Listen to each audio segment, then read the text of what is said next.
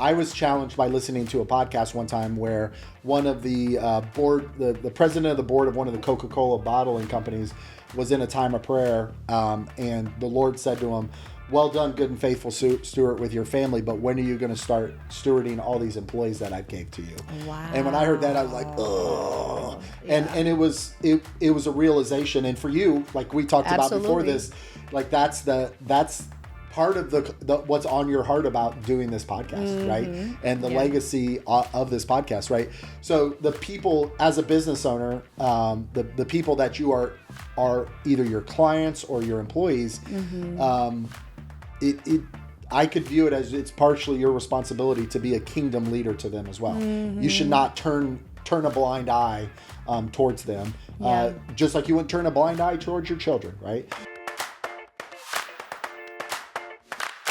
Hi friends, you've made it to Karina Faith Diaries, your new go-to spot for real talk about the journeys that shape our faith.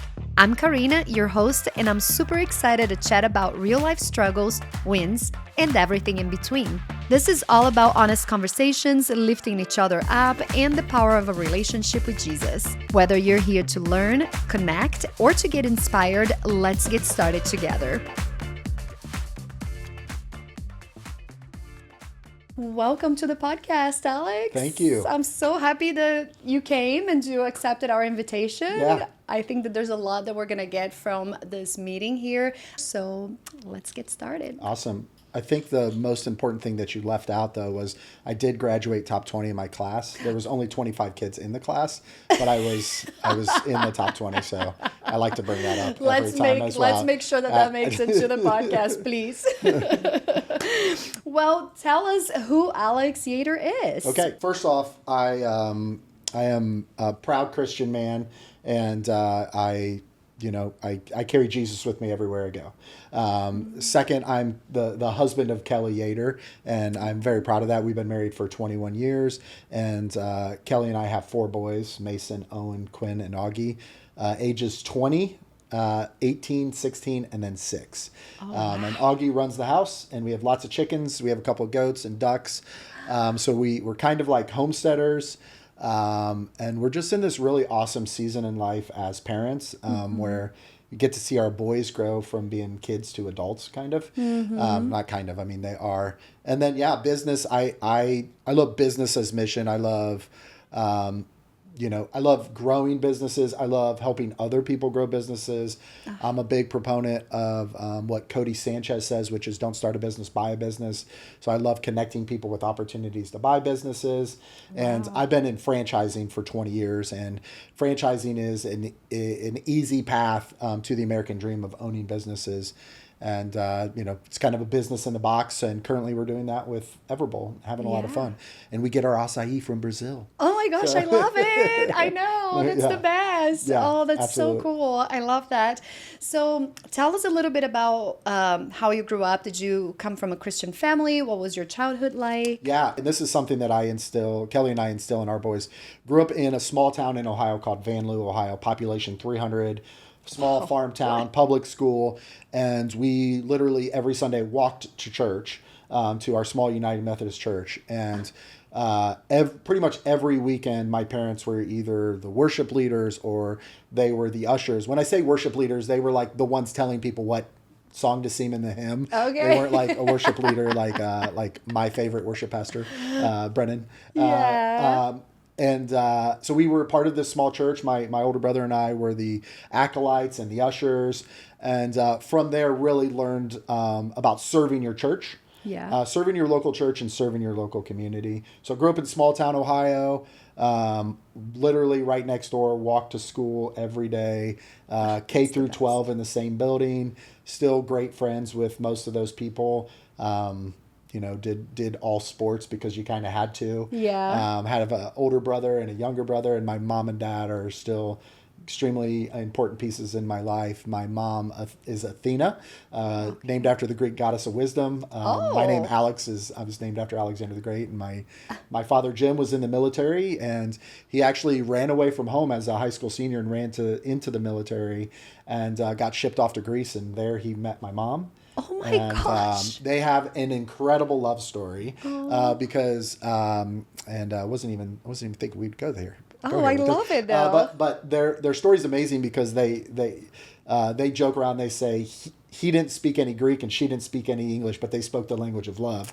And my yaya did not like the fact that my mom was dating an American man, so she shipped her off to another country, shipped her off to Turkey, thinking that was going to keep my dad away. My dad re-enlisted for another year for a chance of just running into her again. And during that time, he went and spoke to my yaya, and she realized how great he was and just an awesome man. And then when my mom came back, they got together and got married and started their family. So That's incredible. and they're going back this month for their 50th anniversary. So I love that. I Yeah. love, well, when we met, he was asking, about my accent, and I'm like, I'm surprised that you even picked that up. But he was saying that his mom is Greek, and there's so many similarities in the Greek and the Brazilian culture. But my husband, I was here for a year as an au pair when I met him, and so my English was still not great. Yeah. And I just remember, like, he would talk to me, and I'm like, I have no idea what this man is saying. Right. But I was like, he's just so kind, and he's just so loving. I don't know, but it just sounds so good. So I love that. That's very similar. Do you get similar. annoyed by some of the American words? My mom still gets annoyed by some of the words, like, just like, I don't know, the English language. Like 13th, 13. I don't know. I like, my kids are like, Mom, I don't know how to say. Well, entrepreneurial. Right. I have a hard time with like a lot of, and I've been here for 22 years. Yeah, so it's all right. It's probably your accent's amazing, so keep it. Keep it. Yeah. Thank you. Well, that's pretty cool. So how did you meet Kelli? I was actually working at Cooper Tire.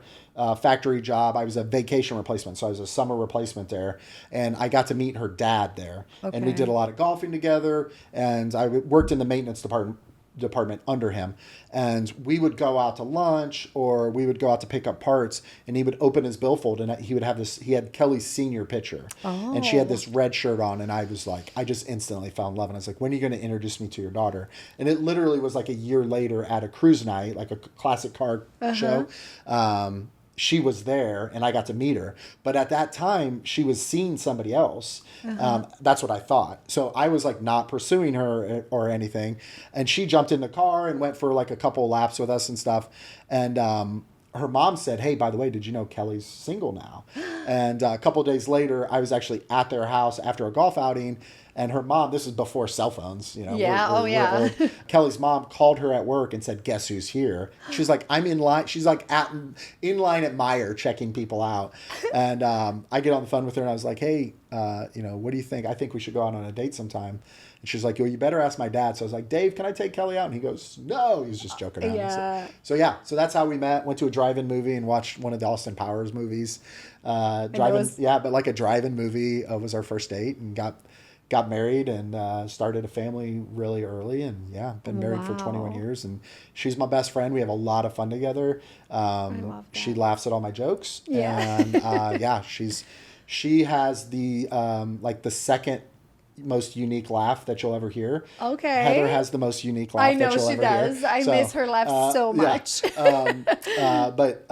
Kelly's, I love making her laugh, love having fun with her, and love parenting with her. Early on in our walk with the Lord, Kelly was actually the one that really led the family spiritually. Oh, wow. And she was on her knees praying for me to really become passionate about Jesus. So that's one of the things that I'm most thankful for, is that, she, in that season, she was the one that was like, we need to get to church every week. We need to actually read the Bible. We need to start tithing. And our life changed in a positive way by doing that stuff. So that's incredible. So, so you grew up, going to church. Your parents were super involved in church and everything. But then you kind of like, your heart wasn't like, you never really, it was kind of like checking the box or doing didn't really have a relationship with Jesus. Yes. Didn't have an understanding of, the Trinity, the person of the Holy Spirit, the gifts and ministries of the Holy Spirit. It was just your classic Bible teaching, hymn singing church. Yeah. Same for me. Yeah. There wasn't any of this stuff's really cool that you're reading in the Bible. Like, are we allowed to do that today? You know what I mean? Like, there was definitely through the serving of the community and, feeding the hungry and, the stuff that Jesus tells us to do. But, really it wasn't that intimate relationship that I've really grown to love over the last 10, 15 years or so. That's amazing. I love that. Were there any trials that you were walking through when that, you felt like you needed Jesus and Right.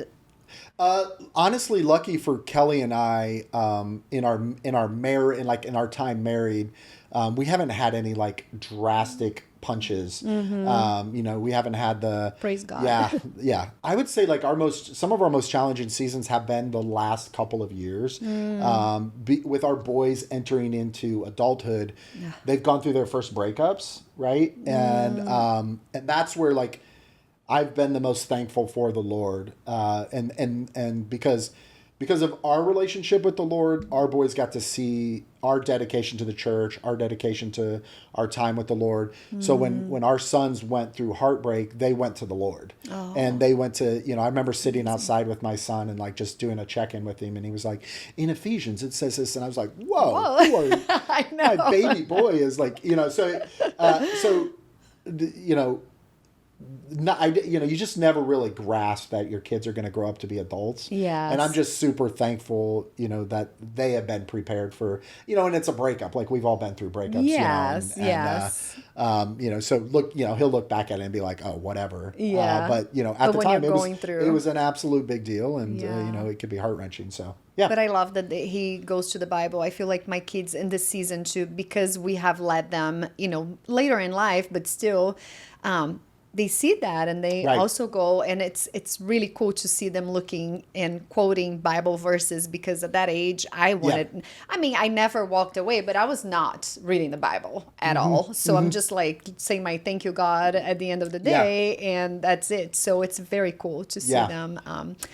So let's talk a little bit about your businesses. Like you are definitely a businessman, and like how did that start, or like this fire for starting businesses or buying businesses? Yeah. So when I was in high school, I mean it was literally until I graduated, I thought I was going to be a professional basketball player. So laugh all you want, but I was obsessed with basketball. And after I realized I wasn't going to play professional basketball, I started getting into coaching basketball, and I coached basketball, went to college, and it was like, excuse me, I was coaching basketball for like 9 years. Oh, wow. And when Kelli and I got married, I took a job with Alltel, which was a small like regional cellular carrier. And I started to work for corporate Alltel, and then I started to work for small independent agents and dealers. And it was in that where I met my business partner, Mitch. Mitch and I have been business partners. We're business partners in all of our ventures together. Oh, wow. And he's one of my best friends. He's like a brother to me. And we realized, like, man, we're building this for other people. We should do it for ourselves. And so it was in that, I like to say I've spent my first 10 years in my career as an employee, and the second 10 years as a business owner. And now this, like the next phase for us, which is the most enjoyable, it's being a business owner in multiple things, but being more of a coach and a mentor to people and pouring into and trying to help people to grow businesses. So that was kind of the starting point. Mitch was in Chicago. I was in Ohio, and Mitch opened up a couple of Verizon stores. And then when he had his opportunity to open his third store, that's when he brought me out to be a partner. And we owned Verizon stores for 10 years, and we opened up 32 Verizon stores. We were, we like to say we're both hillbillies from Ohio. We did not have a lot of money. And we did a lot of owner financing. So we would go to the owners and be like, hey, you want to sell your store? And, yes, but then we were like, okay, we don't have any money. Can we finance this off over the course of 4 years? And we were just hustlers and kind of worked our way up through doing that. So, oh my gosh, I love that. It's bold. Did you feel like that was a calling from God at all? Or is it just something that it's just lit up your fire? I did not at the time, but I definitely think like God has prepared me, because the coaching. Now it's like I have this burning passion, and I do not, I want to be clear, like I don't think this is for everybody, but our boys, their path is they're homeschooled. They start working at a young age. They take that money and they invest that money to grow it. Wow. They're going to live at home as long as they want to live at home until they're married. And they're going to walk away when they're, let's say, 22 years old with a lot of money in the bank versus a lot of debt, hopefully with the heart to go start a business, right? Because I look at the cost of everything right now, and I don't know how you can do it without being a top 3% earner at some big company, right? Yeah. Unless you own a business. And I think that owning a business is hard, but it becomes easier when you have a community to support you. So I try to build communities. I do not know finances and accounting, but I have a great friend, Tim, at Blended Wealth, who I refer everybody to for accounting and for financial wisdom. So I have those type of people in my life, right? And I'm very public about talking about don't start a business, buy a business, or buy a franchise, right? I love franchising. I'm always looking at awesome franchises to open, just maybe for my family and my partners, or for some other friend. I'm like, I'll run into somebody and be like, you should take a look at this franchise. You should take a look at this franchise. So I'm just very passionate about business ownership, and I know it's hard, but I think community makes it easier. So I think that's the calling that God has been preparing me for. And he's been blessing that. We've been doing some really incredible things and gatherings. I want to invite you to the gatherings. Would love to have you speak. We call it Bowls in Business. Bowls in Business is a free event for entrepreneurs. We say it's for people that are looking to buy, sell, start, or grow their business. So it's like anybody that's in business, and it's a free thing. And our job, my great friend Mason, who I'm partners with in a coaching business, Heather knows Mason extremely well. Our job is to really protect the crowd of people that come there, so the wolves don't come in and try to sell and do this and that. So it's been a really healthy, organic place where there's been multiple business, and we've only been doing this 4 months now. There's been multiple business transactions that have come out of there where people have come to the group or reached out to me saying, hey, I want to sell my business. And we were able to connect them with the buyer. Hey, I'm looking to grow my business. And we've been able to connect them with the right people, whether it was marketing or how to get things in line operationally or how to get your finances in order. So just kind of trying to build a community to thrive. We live in Hamilton County and in Indiana in general.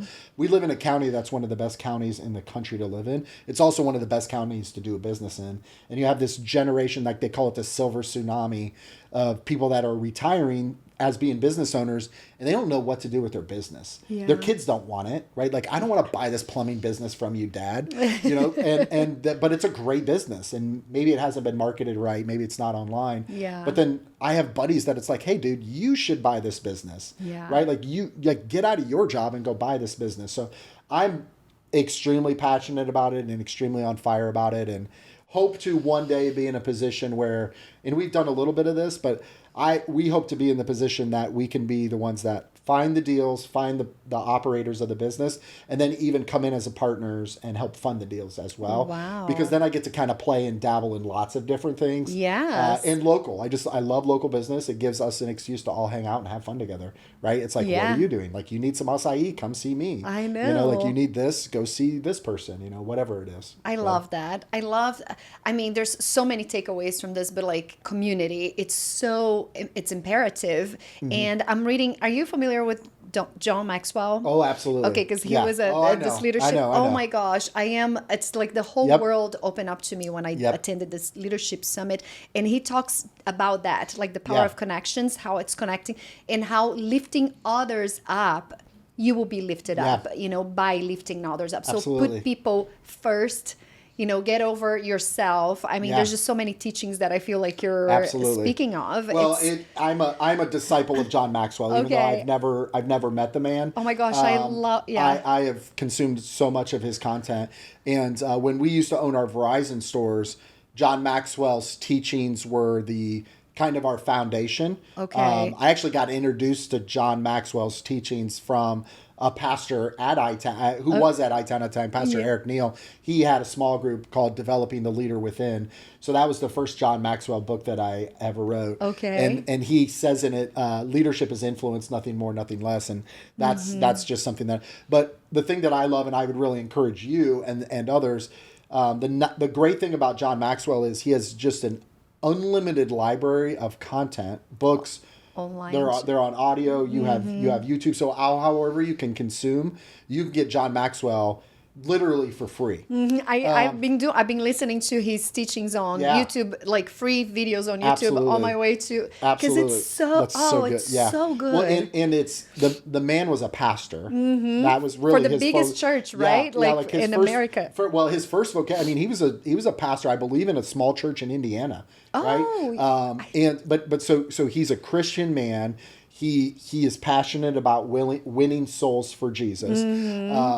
And then the other thing is, like, when you read one of his books and then you go to another book, the language translates. Yes. Does that make sense? Oh, yeah, right? it's all intertwined. Cause, like, you could go read other leadership books and get great stuff, but the nice thing is, if you stick in like the John Maxwell family of books, you've got, I like to call it compressing time, because it's like, you now are like stacking things on top of each other, right? Does that make sense? I agree. Yes. And repetitive too. Like, Absolutely. you read it once, you read twice. Like, it takes a little bit to kick in. Oh, I love that. Yeah. Oh my gosh, that's so amazing. Yeah. Okay. So let's touch a little bit on the parenting, helping their kids start a business, or what are good opportunities or good practices for them to have. Well, one thing that I would recommend, if your kid is in public school, there's a program, and a lot of the schools in Indianapolis and Hamilton County have teachers that do. It's called Innovate Within, and they help young entrepreneurs find a problem, and then by solving that problem, turning it into a business. So there's a local guy named Don Wettrick who I'll connect you with and have him. Like, he would be a great interview. Okay. That's locally, that's a great resource, right? So that'll help kind of spurn that along. The other thing I would say is, like, have them work at a young age, right? Builds character. and the other thing is, like, if your kid's working, teach them about finances, right? Like, get them on the old Dave Ramsey board game of, like, what to do with your money, right? Our kids, we got set up with a friend of ours, Betsy, who does financial advising, and all three of our boys invest their money through her organization, just in like a mutual fund, a diverse mutual fund that's like literally outperforming the stuff that I invest in, right? Like they're just crushing it. But it's a nice, safe investment. So like 70% of what they make, they invest. Wow. The other 30% goes to Goodwill and Culver's. So like, our boys are really good with their money, but like they don't need to buy their own stuff. Like, I can and I know people can confuse that for privilege, but it's not. It's like the culture that you come from and the culture that I come from, right? Like, families like stayed family. Oh, right? And, absolutely. And yayas lived with the family. Yeah. Right? And kids stayed in the house until they were married. Absolutely. Right? And I understand Which is so weird for Americans. Yeah. Like, what? Yeah. It's like, you're he's 18, like 25 living with the parents? Yeah. I'm like, why? Yeah. So I understand that's like, what we do is countercultural. We've been homeschooling, so our boys have a lot more time. I mean, Owen, who bought a business here just a month ago, he's been working since he was 15 and a half years old. And that money was the money that he had to do a down payment on a loan to buy this business, right? So get a job early, invest that money, right? Watch that money grow, understand the growth of money. Once again, I'm a big fan of YouTube University, so show your kids the videos that show, like, if you invest, what happens to money over the course of 7 years. Like, it's literally going to double if you just put it in something basic. And showing them the power of that. If they start putting their money away at 16, by the time they hit 28, I and know. build the discipline of put $300 a month away, right? Because we all know it's hard when you become an adult, right? So and all of a sudden you got kids and diapers and food and all that kind of stuff. Whereas if they develop that habit early on, right? So that's really the first step. And the money grows so much more when the sooner you do it, rather than like right now. Well, and it's like paying yourself first, right? Yeah. So it starts with that. Get a job, invest your money. I would, community relationships, right? Internships, like getting your kid connected with, somebody that owns a business and say, hey, can he come shadow you for a week? Can she come shadow you for a week? Whatever that looks like, right? To find out what your kid's passionate about. And a good, safe first step. So for Owen was working at Everbowl. He worked at Everbowl for 2.5 years. And then this summer I got him an internship somewhere, and he did great at the internship, but wasn't something he was passionate about. So we were talking on a Thursday, I mean, literally a month ago. a month or so ago and said, hey, bud, let's just go find another internship for you until you find something you're passionate about. And I said, and if we don't find you an internship, maybe we'll find some side hustle business to buy just for you to make money and like learn about running a business. Because all your friends that own businesses, the business that your local friend that is crushing it in business, that was not their first business. They had three. I mean, I could tell you so many about. fails. I could tell you about all my companies that like social dudes. That was one of my companies that failed. It was like we were doing like social media marketing before like when social media first came out, or social charge. I don't know why I had all these weird names with social charge. We were doing charging stations at like concerts and stuff. It was like we didn't know how to make money off of it. So I've failed at so many different businesses, right? But it's like by doing it, you have to do it, right? Yeah. So it's like if your kid goes and starts a lawn mowing company when he's 16 years old and he starts mowing yards. I have a new friend that they own a company called Speedy Scoop. And what Speedy Scoop is, they pick up your dog poop out of your yard, right? This thing is going to be a multi-million-dollar company in the next couple of years, and it might turn into a franchise. It was started by their 7-year-old son who was going around picking up poop in the neighbors' yards, and they started paying him. And they're like, whoa, what's going on here? And they kept growing it, right? So that's just incredible. It's the stuff that we all did as kids. It's like you mowed lawns and you got paid. You raked leaves and you got paid, right? Power washing, trash bins, cleaning gutters, mowing yards, right? Like there's businesses out there that your kids can start really easy. And then I'm just a big fan of buying businesses. So there's always people that are looking to sell their business. There's a wide range of prices that you can pay.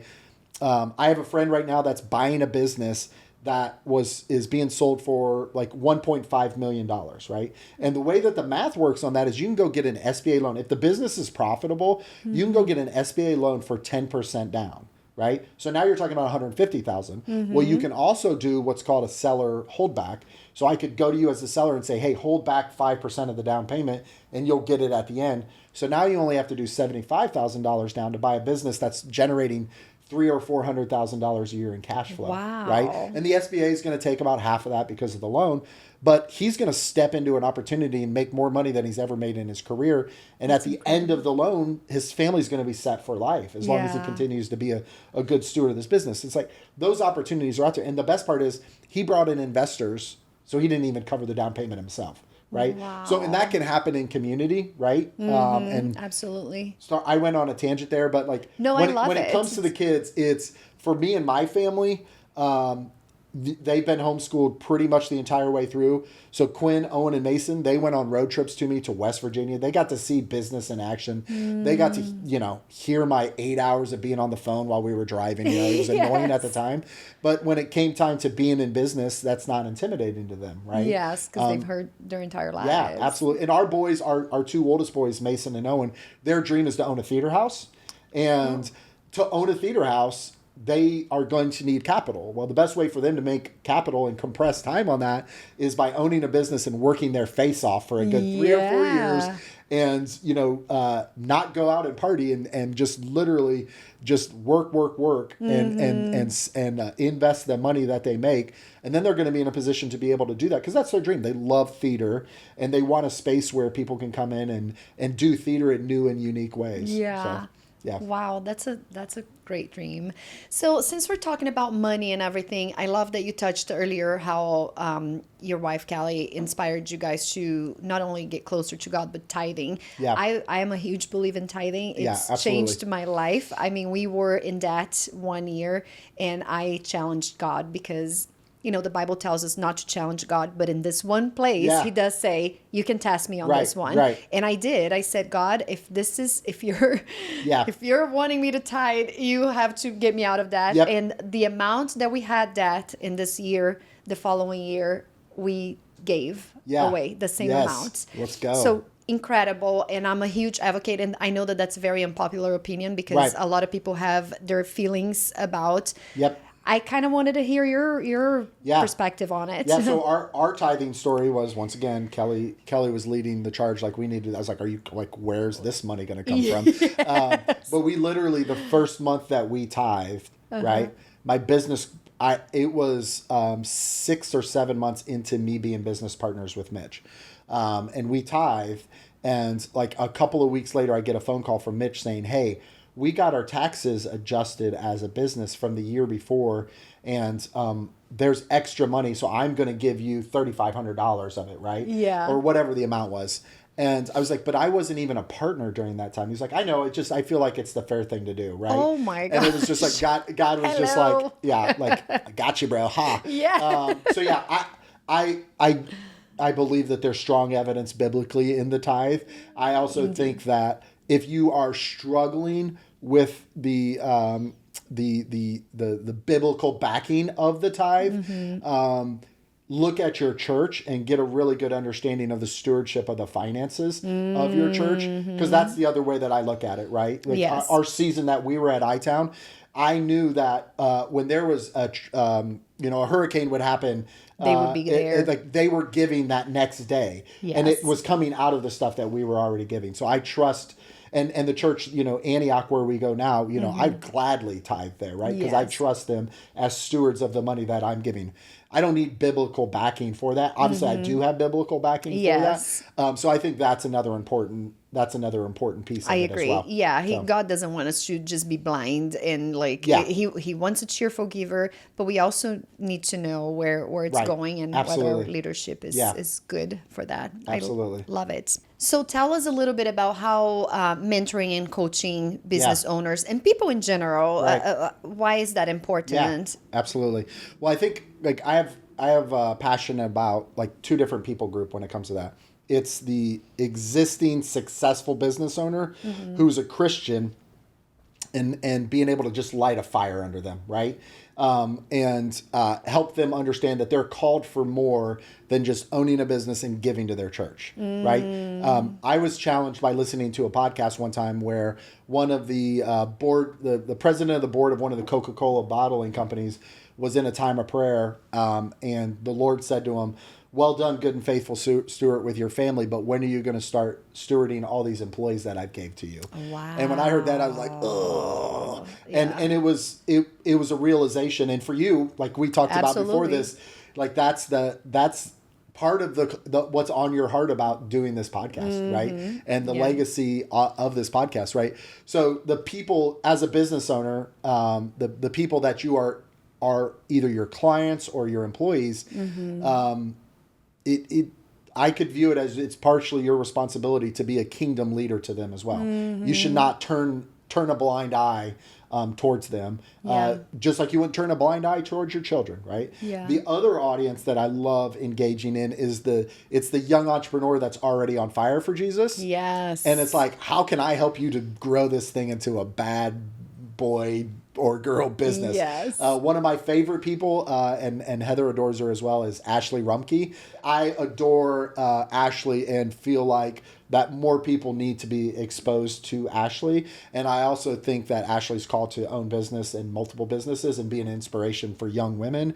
Wow. So anything I could do to help her, I'm down. And we've helped her with some stuff, but also like, I know that she's family, like, so it's reciprocated in that way. Her husband, Dan, has been a mentor to my boys for years. So we just absolutely, so that's like at the end of the day, the coaching and the mentorship, it's really discipleship, right? And, just bringing Jesus into every relationship, every conversation, and, as a business owner as well. Yes. So that kind of answers that. What would you say to business leaders struggling to use their influence to share the gospel? Yeah. It's funny because like I had a great conversation with my pastor, Andrew Zanacco, about it, where because I get people that reach out to me. It's like, how do I operate my business as a kingdom business? It's like, well, how do you operate as being a kingdom husband? How do you operate as being a kingdom father? Like, be like, do what the Bible tells you to do, right? Yes. Read your Bible daily. Like, you have, I'm going to make some noise here. Yes. This is my favorite book. This is Ultimate Life Hack. If you want wisdom, go to the Ultimate Book of Wisdom. Like, so it's like, as a business leader, right? Like there's 31 books in the book of Proverbs. At the most, there's 31 days in the month. So if you're ever stuck where you want to be in the Bible, today's the 6th, go read Proverbs 6. It's the 20th, go read Proverbs 20, right? So like leading in that way, right? It's no different, right? It's not that it's like, oh, here's the 7 steps to being a kingdom business owner, right? No, it's like be a kingdom man or woman in your business and lead with integrity, and, share the gospel with people. Yeah, Right. So, yeah. I love that. So there's a big guy, he does a podcast in Brazil, and he's a big financial guy. And he was not a man of faith just because he's very science and this and that. But he met a pastor who told him about the book of Proverbs. And he's like, this is the best business book in the Bible. Yes. So the teachings in here are Yes. full of wisdom and everything, and you can apply in every situation in your business. So for the skeptical people, or if your husband is a skeptical, but he loves business and everything, maybe try the book of Proverbs. Absolutely. I love that you mentioned that. Yeah. Because it's a great one too for business people to start with. Absolutely. What does honoring God in your work mean to you? Whether it's in the Bible or not, the work of our hands is worship to the Lord, right? And I truly believe that. So I believe, and the Bible talks about do your work as if you are doing it unto the Lord, right? So I believe that we are commanded to honor God through our work, right? Yes. Number one, how I do that is I have what I call my order, and my order is, and I pray this. I try to do it every day. I did it today on my walk. Sovereign Lord, remember me, strengthen me one more time to be the man you called me to be. So that's my relationship with God, the man that He's called me to be. And then I say to be the husband that you called me to be. So that's number two, my relationship with Kelli, to be the father that you called me to be. So be the father of Mason, Owen, Quinn, and Augie, and then to be the leader that you called me to be. So that helps me keep my priorities in check, because if I do that daily, typically the Holy Spirit will check me when I'm not doing it. Yes. Like I'm not giving the time to Kelli. I'm giving the business more time. I'm not giving time to God. I'm giving, whatever else more time. So that goes back to the previous question where it's like, how do I honor God in my business? I honor God in my business by honoring God in everything that I do. Yes. Right? Because I am honored to be a man of God, and I carry that with me everywhere I go, right? Whether I'm bowling, and I haven't gone bowling in front of myself, bowling, but whether I'm bowling, or I'm in business or whatever I'm doing, right? Yes. And I love it so much. We are proud Christians. My team on the Everbowl side, the two guys that I work with, one is Mason McDonald, who was an executive pastor at a church and is just on fire for God, and the other is John Murray. John Murray is out in Chesapeake, Virginia, and he met his wife at a prayer conference, right? And everybody at Everbowl, and Everbowl's based out of California, everybody at Everbowl knows that we're Christians, but they also know that we have integrity. We're not going to judge them. We're going to love them, right? And so it's that balance, right? And I was going to ask you that next. Like, so when you're hiring people, are you very upfront about, like, I'm a Christian man, this is important for me, these are my values, and what if they don't agree with the same? Like, have you ever encountered anything like this? Or definitely have agreed with people that do not agree with what they think Christianity is. Okay. I believe that everybody would agree with the characters and the principles of Christianity. Right? Yes. The people that they've disagreed with what they thought we stood for, right? And but once they actually give us the time and we build relationships with them, they know that's not it's not a stopping point for people. So because as you can imagine, we're in franchising and we're kind of all over the country, so we come across people that don't have any type of relationship with Jesus. So it's very common. Yes, I bet. I mean, so being a busy man, what does your routine look like? Like, how do you make time to spend with God? And that's a great question. Yeah. Well, number one, having people in my life that are going to help me do that, right? Be accountable. Yeah, if I can carve out my goal is to carve out time in the morning. Same. To get I like to walk with Jesus, I say. So I get up in the morning and I'll go walk and I'll just have a conversation with Jesus and I'll pray over my family and then whatever God puts on my heart. And then after that, I'll get the Bible out. I'll usually read whatever the daily proverb is. And then whatever I'm reading in the Bible. I've been reading a lot of 1 Timothy right now. God has me rereading 1 Timothy 6. In that, it talks about us investing time in the wealthy, and I consider that as business owners, to help them to understand that there's more to life than just being wealthy. Yeah. So like I've just kind of been chewing on that a lot. But anyways, so it's intentional time there, but honestly, it's intentional relationships, right? It's like, Yes. I'm very, I like to tell people to be interruptible. So I'm very interruptible, where I have my work schedule, because things just keep getting busier and busier with what we're doing with Everbowl, which is absolutely. really exciting because that's Yes. what we're building towards. So I've got to protect my work schedule. So I have like usually Friday afternoons are kind of open Okay. for me. So I can schedule time with people. Do stuff Then- like this. Yeah, well, no, this is, I mean, I consider this part of the work stuff, right? Because yes. it's it's helping to spread the word of Everbowl, Yes, right? absolutely. As well, and it's getting me content to be able to share and repurpose Yes. and stuff like that. And then also like Wednesday mornings as well. That just is always kind of a sweet spot. Everbowl's on California time, so I'm usually sitting around waiting on them to wake up before I can talk to them. Yeah. Anyways. But if somebody's in need and they need prayer, they need somebody to talk to, like I'm interruptible and I'll drop whatever. I don't care if it's late at night. I don't care if it's early in the morning. Oh, that's right? great. I feel the presence of the Lord the strongest when I'm in His Word. Yes. This will tie into a little bit of our Everbowl story as well. So I was on a Yes. mission trip at the LA Dream Center. Okay. Bunch of business guys. We went out there to check out the LA Dream Center, go check out Skid Row. And Scary. yeah, it was great. It really pushed a lot of us. But while we were there, we ran into a guy named Cowboy, a homeless guy named Cowboy, who had the Bible laid out in front of him. Oh. And we were like, "What are you reading?" And he was telling us what he was reading. And it was there. He was like, "Have you ever heard the song Mr. Postman? Hey, hey, what do you have for me today, Mr. Postman? This is letters from your Father in heaven, whose Son died for your sins so you can spend eternity with your Father in heaven. How dare you not go to that mailbox and read his letters every day?" Right? I got that on that mission trip, and then the other thing I got on the mission trip was I had my first acai bowl. Oh. And when I had and I did not want it. I wanted pizza, I wanted a burger, or I wanted Chipotle. Of course. And there was line out the doors, and it was John Goo's fault that I couldn't get I couldn't get that. So we went and got an acai bowl, and I was just blown away at how good it was. The first time I had one, and I was like, I got to bring this to Hamilton County. And it was there that God was like, this is the coffee shop you always wanted. Because I always thought I wanted a bar because I used to watch Cheers growing up. Then as I got older, I was like, I'm not dealing with that. So then I thought I wanted a coffee shop because you could tell by spending time.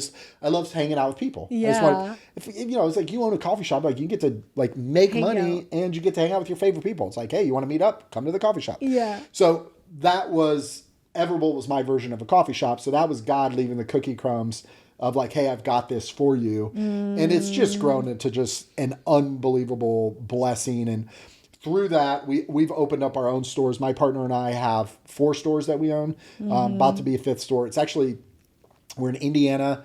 We have Ole Miss, their campus, which has just been so fun. That we have is one in incredible. Montgomery, Alabama, and then we have one in Fort Hill, South Carolina. We like to open the stores to kind of seed the market with Everbowl, and then somebody else will come in and buy it, and then they'll grow the market. So we kind of like to bring attention to it. So, But in our journey with Everbowl, we got introduced to Drew Brees and some of his business partners, and I was guiding them against opening a store somewhere. And in that, Holy Spirit took over and was like, I literally said, hey, I think you guys should do this, and we could do it together. And I was like, I can't believe I just said that. Like, there's no way that they're going to want to do business with us. Like, I was almost embarrassed that I said it. And 2 weeks later, they called and they said, we're in. And I was like, what? And we've partnered with Drew Brees we have one of the largest area rep agreements in the country for any franchise. So what an area rep does, you kind of sit in between a franchisee, which is the owner, the small owner, the owners of the stores, and the franchisor, and we help to grow Everbowl. So we help find franchisees, we train them, we support them, and our journey is to bring 150 stores to 13 states, and we're at 30-ish stores open, and we've got 40 of them sold. So we're just continuing, and we've got another like 10 to 15 that are getting sold over the next 45 days. And it's been unbelievable. Drew is a man of God. Drew, I've spent a lot of times with a lot of different celebrities, and Drew has the most integrity, and not only the most integrity, he loves his family. He planned things out in a way where when he retired from the NFL, his kids were at that sweet spot where he could just spend so much time with him in the sport. So he's like, we had a call a couple of weeks ago, and he's like, well, I got to go take the kids to school, or I got to go to football practice, right? He coaches a couple of his teams. When we made the final decision to do this, we prayed together. Drew and I took the time to pray together. Okay. So he's the real deal. And it's just such a joy. And not only is like he the real deal, he's wicked smart, right? To be one of the greatest quarterbacks of all time, his mind just works at a different levels than the normal person. Yeah. I always say, like, if he didn't go the NFL route, he probably would be some CEO of like some multi-million dollar. Yeah. But he loves franchising, and he's involved in lots of different brands: Jimmy John's, Stretchstone, Smalls. He's with a new pickleball franchise called Pickler, and then Everbowl. And my goal, and my partner Mitch, our goal is that this is the best investment that he has, and that he wants to do more with us in the future. So we're just having a lot of fun doing that with him and with his partners. Tell us about, like, you talked a little bit about Everbowl. So what other things are you involved in that you're super passionate about? So we sold our Verizon. We owned Verizon stores for 10 years, and we sold them 2 years ago. And when we sold them, we honestly were not 100% sure of what we were going to do next. We knew we were going to do Everbowl. We did not know we were going to do it at the level that we're doing it now. So we took that capital and we bought a lot of Airbnbs. There was tax strategies there to where we didn't have to pay capital gains. So that was kind of the first wave of what we were doing. So we do own Airbnbs. We also have a property management company that we manage other people's Airbnbs. We have a travel van. I think Heather used our travel van for a trip one time. Literally the only reason we got the travel van was like, I got a big family, and I'm like, I need room to take my family on vacations, but I want other people to pay for it. So we bought this travel van, and we rent it out like 80% of the time, right? Oh my gosh. So that's kind of the core of what we do. As we were talking about a little bit just a month ago, my son bought a business, and he bought Indie Photo Fun from a local business owner named Chase Elliott. And I told Kelli, I was like, Kelli, I've done lots of different business ventures, and we've grown within different businesses. When I take the time and partner with the Lord, and I pray about it, and I pray and seek wise counsel, it works. Or God tells me not to do it. Yes. Then there's these times where I didn't do that and it didn't work. I was like, so we are going to bathe this in prayer. And I asked her to go get prayed over at church the following day. And she goes, I really think we should do it, but I think we should talk to Owen about it, about buying it. And I was like, I actually feel the same way. So we grabbed Owen and we're like, Owen, we really want to do Indie Photo Fun. And we know you're willing to help, because he was looking for that next job or whatever it was. Yeah. And he was super excited about it, because Owen's passion is in lighting and technology. Oh, wow. And that's a lot of what you do. Yeah, right. Yeah. A lot of what you do with these photo booths. And we said, but we think you should buy the whole thing. I said, we'll help you find a loan. You have the money for a down payment. And Owen's eyes just lit up. And Owen's our quiet boy. He doesn't get excited very often, and he was through the roof excited. So Owen owns Indie Photo Fun. It's a digital photo booth business. So you've seen him at weddings. About 60 to 70% of his business comes from weddings. Okay. But when he bought the business, he was able to buy the domain, the name. And Chase already had tons of business lined up and relationships. So Owen, that's the advantage of buying a business, right? Yes, he had this book of business already to help pay for the loan, that loan payments that he's going to have every month. Yeah. But what we need help with is wedding planners, event planners, or people that own event spaces. Okay. Please reach out to us. Owen is always going to come super professionally dressed. He's going to be there early, and he's super flexible. If you guys are up for supporting a Christian young man passionate about his business, we are going to leave all of the links for all the businesses down on if you're watching this on YouTube, it will be on the description box.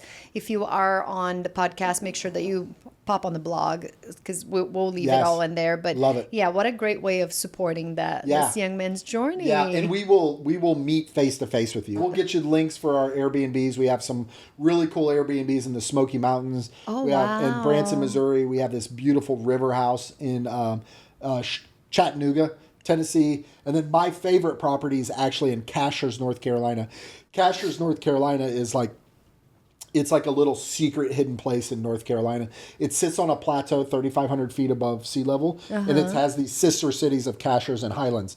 And it is like some of the wealthiest living in the country, and there's this beautiful lake there. So we own a home that's on a river that's literally like embedded in a national forest. And you walk out the front door, you got a 20-minute hike, and you have a private waterfall that you can go to. So, oh my gosh. as we've bought and sold different vacation rentals, I've told my partners, I'm like, we are not selling this. We're keeping this thing forever. I love this place. I mean, the river's right in the backyard. So, yeah, so we've got lots of fun. I want to go now, yeah, too. Absolutely. Yeah. Definitely. Yeah, if you need like inspiration to do writing and stuff like that, it's a great place. It's a great place to go to. But yeah, and then the biggest, like our biggest growth thing right now is we're always looking for franchise owners for Everbowl. So if anybody that'd be interested in owning their own Everbowl franchise or investing in people that are interested in owning their own Everbowl franchise, please hit me up. We're very low barrier of entry when it comes to franchising because we build a lot of the stuff in-house. And we have just an awesome, like the benefit, like the number one selling point of Everbowl is our family of franchise owners, because we just have some unbelievable franchise owners, and I just love bringing people into that family of franchise ownership. And we get to, our goal is to bring Everbowl everywhere. You know, we're that healthier for you category. We're not like extreme healthy, but we feel like we're competing against the Burger Kings and the McDonald's of the world, right? And we want to give people a healthy option. And, you know, we have typically a bunch of high school kids, so it's a little bit of a ministry opportunity. We have a lot of kids from Young Life and Crew working for us, and Youth for Christ and stuff. Well, Zach works for you, and he's Antonio's like best friend nowadays, and he has been such a joy to like really minister to Antonio. And Antonio has an entrepreneurial thing in him, which I definitely want you to meet him. He wanted to start a company making Christian t-shirts. Nice. And he bought all the equipment, and it's just, it never went anywhere. So all the equipment is there. Mom and dad invested, you know, so the stuff is there getting dust on. Well, let's get together. I'll get a fire lit. Oh my gosh. And then we're going to have some merch here, you guys, pretty soon. Gosh, I love this. Alex, is there anything else that we left out that you feel like we need to touch base on? I don't think so. I love what you're doing. Thank you. I'm super excited for you. Thank you. And I truly believe that this is beyond just a podcast. I believe it's a ministry. And I think that you have a very unique audience, and you're going to like open up a lot of people's eyes to Jesus and your relationship with Jesus and your walk with Jesus. I sure hope so. I mean, this is our mission here, right? As Christians, is to bring the gospel to as many people as possible. Yeah. So, well, thank you so much for coming. And would you like to close us in prayer? Yeah, absolutely. I'd be honored to. Lord, thank you for this relationship and this connection. And Lord, I just pray over all of the audience that is listening, that you would just touch them. Lord, that you would visit them in dreams. You would be with them in a conversation, and just make yourself known, whether it's through reading your word. But Lord, I just pray for a powerful encounter for the audience, that they would just truly feel your love. And Lord, I pray for this podcast, that you would you would bless it, you would grow it, you would give this podcast opportunities for influence, to do your kingdom work, for your kingdom to come, for your will to be done. It's in your Son Jesus' name, amen. Amen. Thank you guys so much.